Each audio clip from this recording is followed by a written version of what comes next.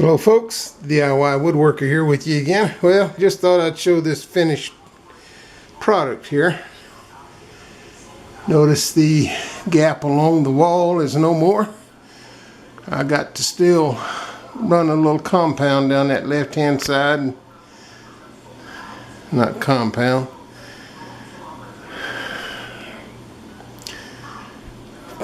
Caulking, that's what I'm trying to say, down that right hand side, to take care of that little bit uneven wall.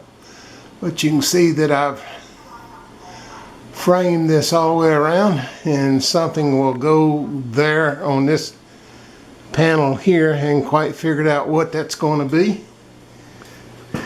And around this side, it has taken care of that gap problem that I had here. And on the bottom yet, I need to remove this little piece of baseboard. Take the baseboard that I removed from over here and put right in here. And once that's done, it is finito, finally. But the cabinet is filled up. Didn't take the wife long to fill this thing up. But as you can see, she got some of her bigger things on the bottom, smaller things on the top, and all of the slide out drawers are occupied. So there it is. I will pause this and go in the other room and show you some modifications I've made to my silencing box for my router.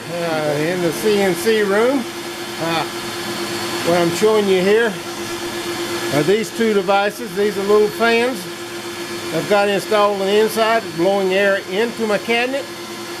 And the reason I did that, I didn't have enough air circulation with this thing all closed up, and I managed to burn up my shop vac. It no longer worked. I had to replace it.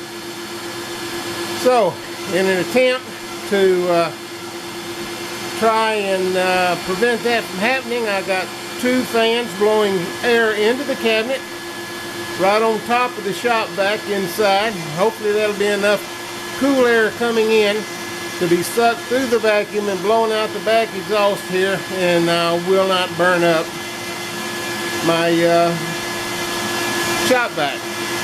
At least that's the plan. Now let me pan up and over here.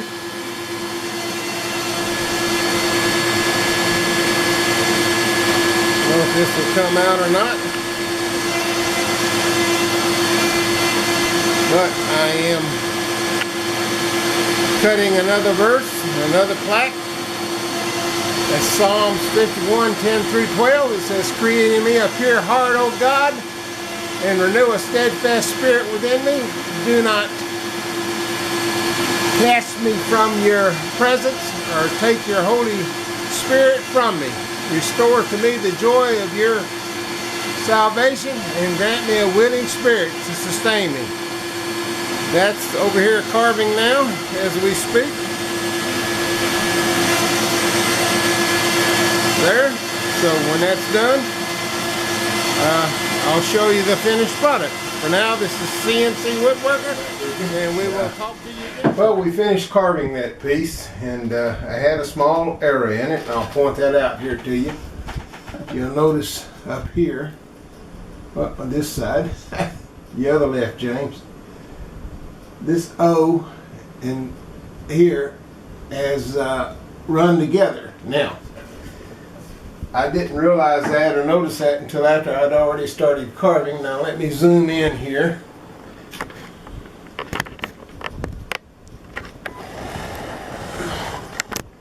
On the carving. Oh, excuse me while I move this around.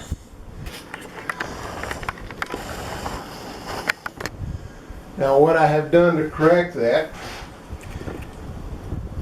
here where it goes, "Create me a heart, O God," the O was lined up underneath the C.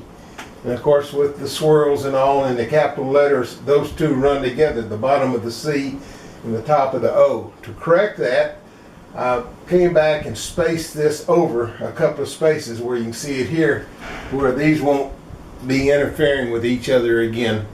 So what I'll be doing is taking this board here, I will mill this down, cut all this text off, and rerun the piece. Let me zoom back out for you.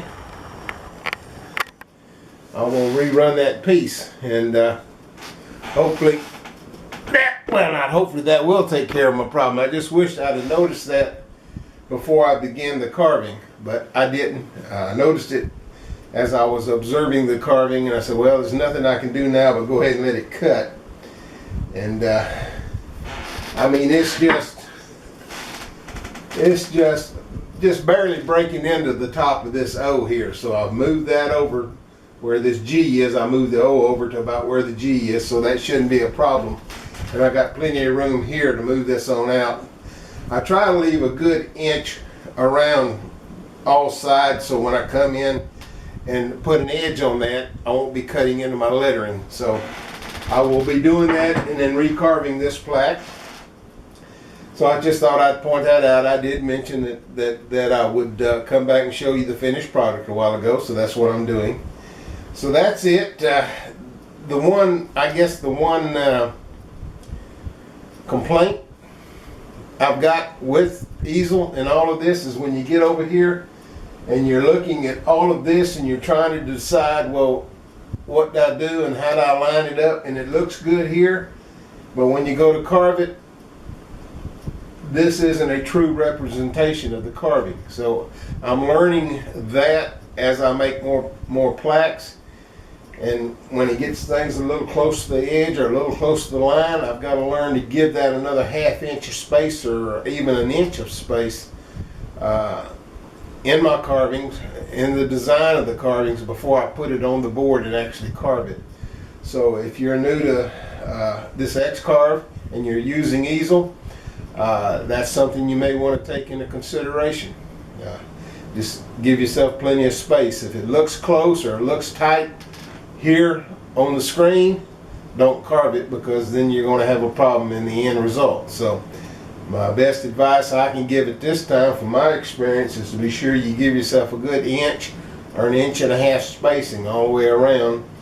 And when you got a couple of capital letters one under the other like this one was in this particular font, to look at it very closely on the computer screen before you commit it to carving and make any adjustments that may deem necessary. Okay? Well, that's it for this evening. I hope you all have a good evening. For now, this is the CIYDNCQ. Jeez. My tongue and my brain sometimes are strangers. For now, this is the DIY/CNC woodworker. Wish you all a very good evening.